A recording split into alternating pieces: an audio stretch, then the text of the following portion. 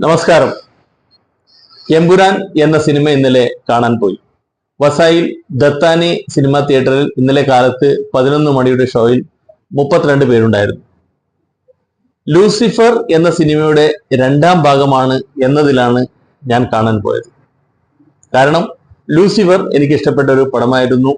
ഒരു നല്ലൊരു സ്റ്റോറി, അതുപോലെ മോഹൻലാലിന്റെ അഭിനയം, നല്ലൊരു അഭിനയം കാഴ്ചവെച്ചിട്ടുണ്ടായിരുന്നു. എന്നാൽ എമ്പുരാൻ എന്ന സിനിമ ഇത്രയും പൃഥ്വിരാജ് ഭയങ്കര സംഭവമാണ്, ഭയങ്കര കോളിളക്കം സൃഷ്ടിക്കുന്ന ഒരു സിനിമയാണ് എന്നതൊക്കെ വാർത്തയിൽ കണ്ടു. അപ്പോൾ ഒന്ന് കാണാമെന്ന് തീരുമാനിച്ചു. ഈ സിനിമ തുടങ്ങുന്നത് തന്നെ 2 വിഭാഗങ്ങൾ തമ്മിലുള്ള വഴക്കും ചോരച്ചൊരിച്ചലും ആ രീതിയിലാണ് സിനിമയുടെ തുടക്കം തന്നെ. അതുപോലെ ഈ സിനിമയുടെ ലാസ്റ്റും അതുപോലെ തന്നെയാണ് അവസാനിക്കുന്നത്. ഇതിനിടയിൽ കുറെ ഹെലികോപ്റ്റർ, കുറെ എന്തൊക്കെയോ പലതരത്തിലുള്ള എന്തൊക്കെയോ അതിൽ കുത്തിത്തിരുകാൻ ശ്രമിച്ചതുപോലെ തോന്നി. മോഹൻലാൽ എന്ന നടൻ മലയാള സിനിമയിൽ അഭിനയ പ്രകടനം കണ്ട് മലയാളികൾ അമ്പരിച്ചു പോയിട്ടുണ്ട്. ആ നടനെ കൊണ്ട് ഇത്തരത്തിലുള്ള ഒരു കോമാളി വേഷം ചെയ്യിപ്പിച്ചു എന്ന് തന്നെ വേണം പറയാൻ. കാരണം ഈ പടത്തിൽ അത്തരത്തിലുള്ള ഒരു പൊതുസമൂഹത്തിന് കൊടുക്കാനുള്ള ഒരു മെസ്സേജോ അതല്ല, ഈ പടത്തിൽ എന്തൊക്കെയാണ് അതിൽ ചേർത്തിരിക്കുന്നത് അത് കണ്ടു കഴിഞ്ഞപ്പോൾ എനിക്ക് മനസ്സിലായി.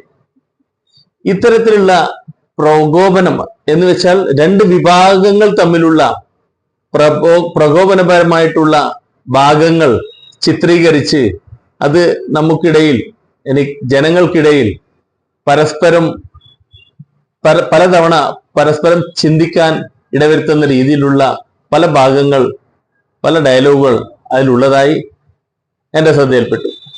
അതുപോലെ തന്നെ ഇപ്പോൾ അറിയാൻ കഴിഞ്ഞു, സെൻസർ ബോർഡ് ഇതിലുള്ള കുറച്ച് ഭാഗങ്ങൾ കട്ട് ചെയ്തു, കുറച്ച് ഡയലോഗുകൾ, കുറച്ച് പേരുകളൊക്കെ മാറ്റിപ്പിച്ചു എന്നാണ് അറിയാൻ കഴിഞ്ഞത്. പൊതുസമൂഹത്തിന് എന്തെങ്കിലും ഒരു മെസ്സേജ് കൊടുക്കാൻ സിനിമകൾ കൊണ്ട് സാധിക്കണം. കാരണം സിനിമ ഒരു കലയാണ്, അതുപോലെ തന്നെ സിനിമ ഒരു ബിസിനസ് കൂടിയാണ്. സിനിമ ഒരു ബിസിനസ് ആയിരിക്കണം എന്ന രീതിയിലാണോ പൃഥ്വിരാജ് ഈ പടം എടുത്തിരിക്കുന്നത് എന്ന് തന്നെ വേണം സംശയിക്കാൻ.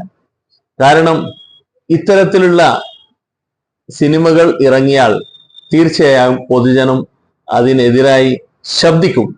കാരണം ഭാരതത്തെ നുള്ളി നോവിക്കാൻ ശ്രമിക്കുന്ന ഏതൊരു സിനിമയായാലും, ഏതൊരു മലയാളം, ഹിന്ദി, ഏതൊരു സിനിമയായാലും ഇന്നത്തെ കാലത്ത് ജനങ്ങൾ തീർച്ചയായും പ്രതികരിക്കും.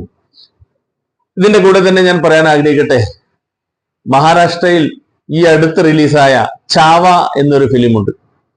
തീർച്ചയായും നിങ്ങൾ എല്ലാവരും കുടുംബത്തോടൊപ്പം, കുട്ടികളോടൊപ്പം ചേർന്ന് ചാവ ഫിലിം കാണണമെന്ന് ഞാൻ വിനീതമായി അഭ്യർത്ഥിക്കുന്നു. കാരണം ഛത്രപതി ശിവാജി മഹാരാജിന്റെ മകൻ ഛത്രപതി സംഭാജി മഹാരാജാവിന്റെ സിനിമ, അവരെ ജീവിതകഥയാണ് ഈ സിനിമ.